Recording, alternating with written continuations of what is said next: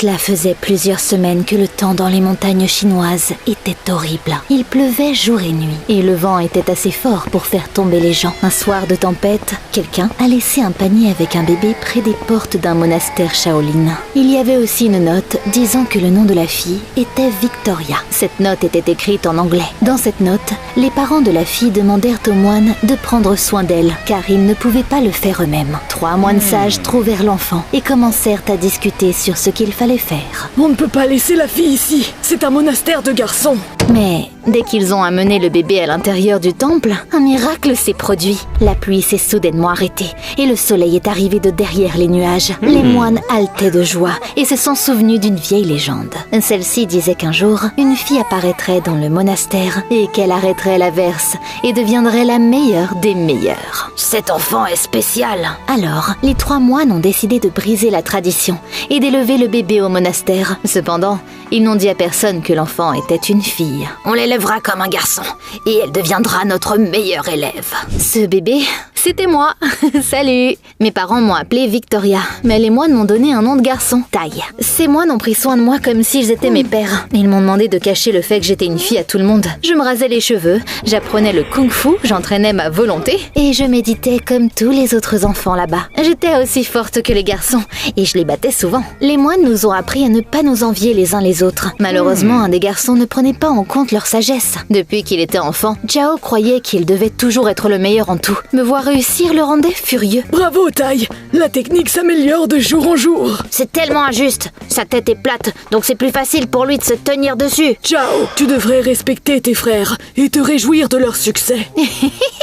Prends ça, je serai toujours meilleure que toi. Tai, tu dois apprendre l'humilité. Tu ne devrais pas te vanter comme ça. Chao et moi ne l'avons pas écouté. Et on a commencé à se concurrencer et à se taquiner. Par exemple, un jour, alors qu'on était censé méditer en silence, cet insupportable garçon m'a chatouillé le talon. J'ai éclaté de rire et j'ai dû laver les sols en guise de punition. Peu de temps après, je me suis vengée de Chao en remplaçant sa soupe par de la terre. Il l'a craché et a été puni aussi. C'est ta faute. C'est toi qui as commencé. Les moines ne pouvaient que secouer leur tête lorsqu'ils nous voyaient nous battre. Même si la vie au monastère était dure, je l'aimais bien. Au fil du temps, j'ai appris à apprécier le chant des oiseaux et la beauté des couchers et des levées de soleil. Mais plus je vieillissais, plus c'était clair pour moi que j'étais différente des autres enfants. Pas seulement parce que j'étais la seule fille là-bas. Tout le monde autour de moi était asiatique et je ne l'étais évidemment pas. Un jour, j'ai enfin posé la question à mes tuteurs. C'est là que mes pères m'ont raconté l'histoire du jour où ils m'ont trouvée. Ils m'ont montré le panier et la note avec lesquelles mes parents m'avaient laissée. Il est dit ici que tes parents vivaient à Londres et que ton vrai nom est Victoria. Waouh! C'était trop cool!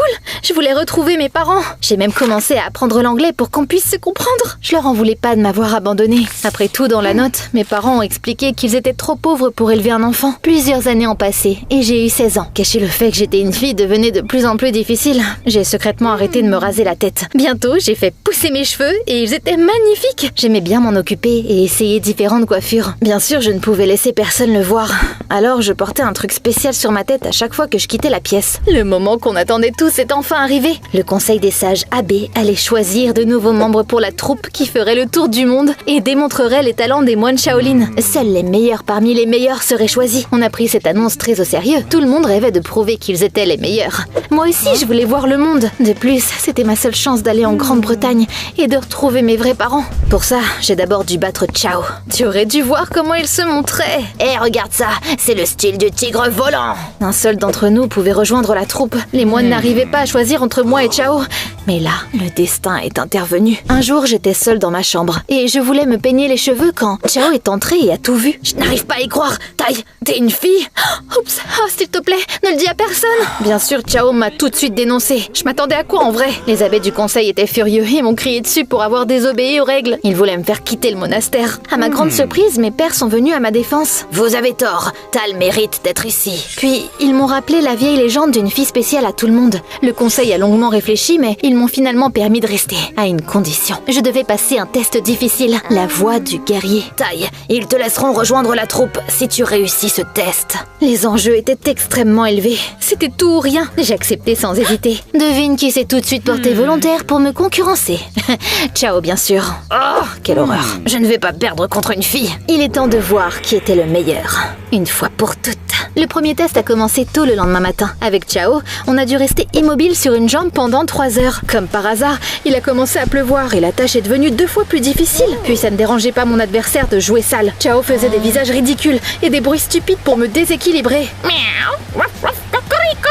Malheureusement, ça a marché. Je n'ai pas réussi à retenir mon rire et je suis tombée par terre. Tu as gagné ce round, mais c'est la dernière fois que tu me bats. Puis, on s'est mis en compétition pour voir qui pouvait remplir les barils avec de l'eau de puits plus rapidement. Comme Chao utilisait des tours sales pour gagner, j'ai décidé de lui rendre la monnaie de sa propre pièce. Du coup, j'ai fait des trous dans son baril.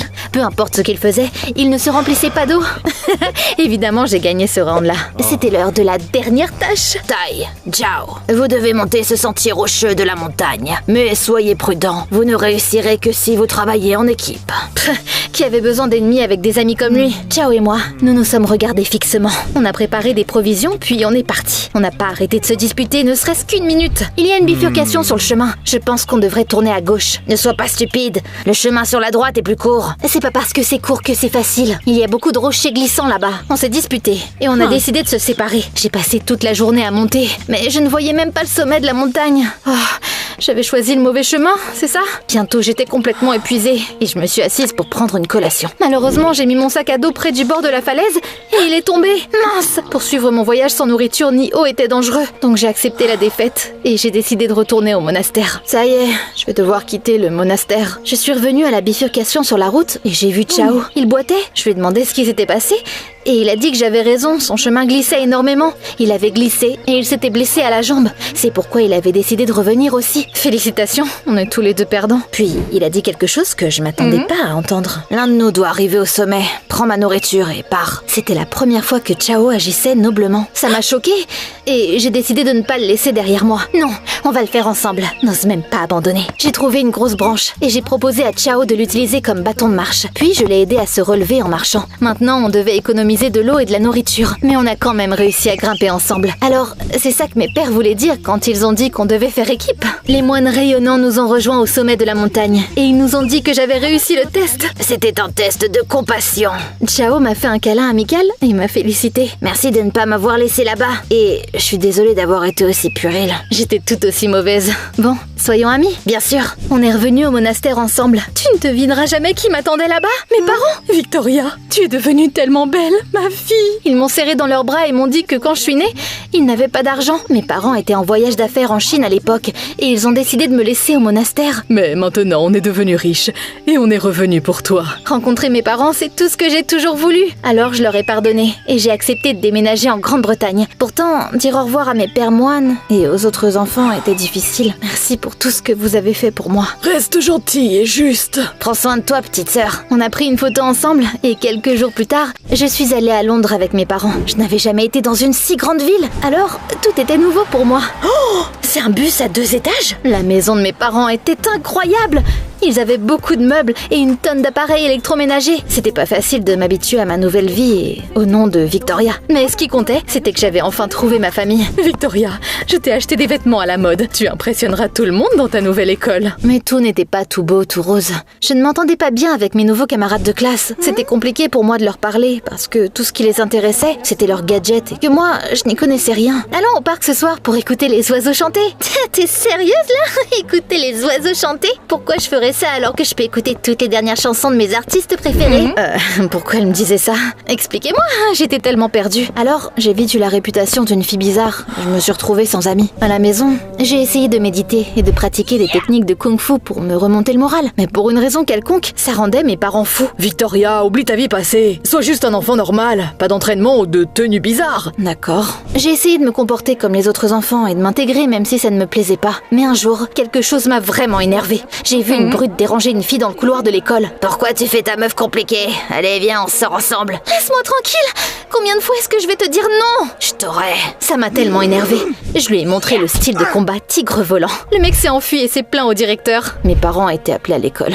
Quand on est rentré à la maison, ils sont devenus furieux, comme si j'avais braqué une banque au lieu d'aider une personne. Tu nous as vraiment déçus, jeune fille. On te l'a déjà dit. Pas de kung-fu. Oublie tout ce qu'on t'a enseigné au monastère si tu veux vivre dans cette maison. Avec ces mots, maman a attrapé une photo des moines et et l'a déchiré. Ça m'a vraiment blessée. Pour être honnête, je n'étais même pas sûre de vouloir rester là. On était complètement différents. Il passait des journées allongés sur le canapé, à se battre ou à ragoter sur les voisins. Ce comportement était clairement inacceptable au monastère. Mes parents voulaient que je change et ils ne me laissaient pas sortir de la maison. Tous les jours, j'étais de plus en plus convaincue qu'on était trop différents pour devenir une vraie famille. Le monastère me manquait terriblement. Un jour, j'ai vu une affiche sur les moines Shaolin qui venaient dans notre ville. Bien sûr, j'étais ravie et je voulais voir leur performance. Mais mes parents m'ont interdit d'y aller et m'ont même enfermée dans ma chambre pour que je ne m'échappe pas. Oh, c'était mal me connaître.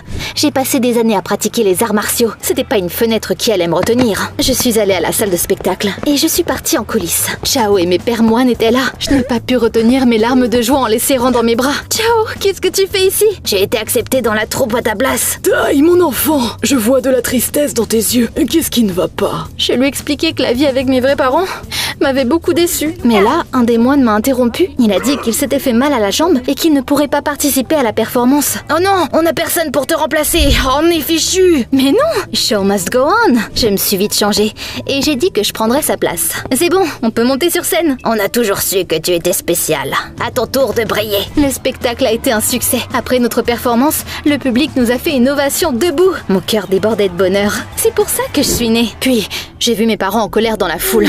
Oh non, les problèmes. Ils sont arrivés en courant, m'ont attrapé la main et ont commencé à me traîner à la maison. Tu fais jamais ce qu'on te dit? Tu es tellement une déception. Les moines qui m'ont élevée ont bloqué leur chemin. Ils ont grondé mes parents calmement mais fermement. Dans le passé, vous avez abandonné votre propre enfant, mais le destin vous a donné une chance de tout arranger. Malheureusement, vous ne l'avez pas utilisé. Après tout, Tai n'est clairement pas heureuse avec vous. Puis ils se sont tournés vers moi. Tai, tu dois faire un choix. Réfléchis à ce que tu veux vraiment. J'ai sorti ma main des griffes de ma mère et j'ai dit que je voulais retourner au monastère. Ma famille est là. Je suis qui je suis grâce à eux et je veux être avec eux. Mes parents ne semblaient pas du tout contrariés. T'imagines? Parfait. On voulait un enfant normal de toute façon. Je n'arrive pas à croire que tu es ma fille. Ils sont partis sans regarder en arrière une seule fois. Quant à moi, j'ai rejoint la troupe et on s'est produit partout dans le monde. Je n'oublierai jamais ce voyage. Chao et moi sommes devenus plus proches que jamais. Quelques mois plus tard, on est revenu au monastère.